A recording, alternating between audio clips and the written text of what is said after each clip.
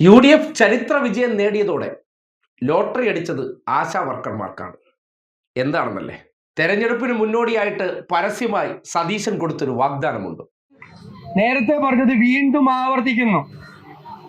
2026 UDF government വരുമ്പോൾ ആദ്യത്തെ ക്യാബിനറ്റിൽ നിങ്ങളുടെ തീരുമാനം ഉണ്ടാവും. നിങ്ങളുടെ തീരുമാനം ആദ്യത്തെ ക്യാബിനറ്റ്.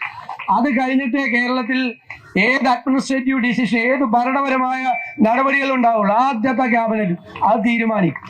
എനിക്കറിയാം നിങ്ങൾ തോക്കൂല. ആദ്യ ക്യാബിനറ്റിൽ ഭരണപരമായിട്ടുള്ള തീരുമാനം എന്താണ്? ആശാ വർക്കർമാർ അന്ന് ആവശ്യപ്പെട്ടിരുന്നു അവരുടെ ദിവസ വേതനം 700 രൂപയാക്കണം. അതായത് മാസം 21,000 രൂപ. അന്ന് ഇതിനെ സംബന്ധിച്ച് PSCയിലെ ബോർഡ് അംഗങ്ങൾക്കുൾപ്പെടെ വേതനം കൂട്ടി. എന്നാൽ അതിൻ്റെ 4-1 അംശം വേണ്ട, ആശാ വർക്കർമാർക്ക് വേതനം കൂട്ടാൻ എന്നാണ് അദ്ദേഹം പറഞ്ഞത്. അപ്പോൾ ആ വാചകം വെച്ചിട്ട് നടക്കാൻ പോകുന്ന വിസ്മയങ്ങളിൽ ആദ്യത്തേത്, ആശാ വർക്കർമാർ നടത്തിയ 230-ലേറെ ദിവസത്തെ സമരത്തിന്റെ ഭാഗമായി അവർക്ക് വേതന വർധനവെന്ന വിപ്ലവകരമായ തീരുമാനം ക്യാബിനറ്റിൽ ഉണ്ടാകുമെന്ന പ്രതീക്ഷയിലാണ് ഈ നാട്ടിലെ ആശാ വർക്കർമാരുടെ പ്രതീക്ഷ. SUCI മിനിയും സംഘവും നടത്തിയ തെരഞ്ഞെടുപ്പ് ലക്ഷ്യം വെച്ചുള്ള സമരത്തിന് ഉറപ്പായിട്ടും തിരിച്ച് പ്രത്യുപകാരം സതീശൻ ചെയ്യേണ്ടി വരും. കാര്യം VD സതീശൻ എന്ന വ്യക്തി കടന്നു വന്നു കഴിഞ്ഞാൽ മാത്രമേ ഈ നാട്ടിൽ ഒരുപാട് പേർക്ക് തണലാകുള്ളൂ എന്നായിരുന്നു പ്രഖ്യാപനം.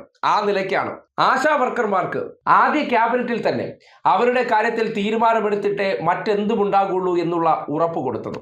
സ്വാഭാവികമായിട്ടും ഏതാനും ദിവസങ്ങൾക്കകം കേരളത്തിൽ വരാൻ പോകുന്ന ഏറ്റവും വലിയ തീരുമാനം, രാജ്യത്ത് ആദ്യമായി ആശാ വർക്കർമാരുടെ വേതനം 21,000 രൂപയിലെത്തിച്ചുകൊണ്ട് പറഞ്ഞ വാക്ക് പാലിക്കപ്പെട്ടുകൊണ്ടുള്ള ഗംഭീര തുടക്കത്തിനായിരിക്കും അദ്ദേഹം തയ്യാറാകുന്നു എന്നുള്ളതാണ് ഇനി അറിയാനുള്ളത്. തെരഞ്ഞെടുപ്പ് പ്രചരണ കാലഘട്ടത്തിൽ പറഞ്ഞത് വെറും വാക്കുകളായിരുന്നില്ല. പറഞ്ഞതൊക്കെയും പാലിക്കപ്പെടുമെന്ന് സതീശൻ പറഞ്ഞതിൻ്റെ വിശ്വാസ്യത എന്താണെന്ന് ആ ആദ്യത്തെ തീരുമാനത്തിൽ തന്നെ അറിയാം. അതോ ഇനി ഇതും വയനാട് വീട് വെച്ച് കൊടുക്കുമെന്ന് പറഞ്ഞ അതേ മോഹന വാഗ്ദാനം പോലെ അന്തരീക്ഷത്തിൽ ഇങ്ങനെ നിറഞ്ഞു നിൽക്കുമോ ഇല്ലയോ എന്നൊക്കെ കണ്ടറിയേണ്ട യാഥാർത്ഥ്യമാണ്.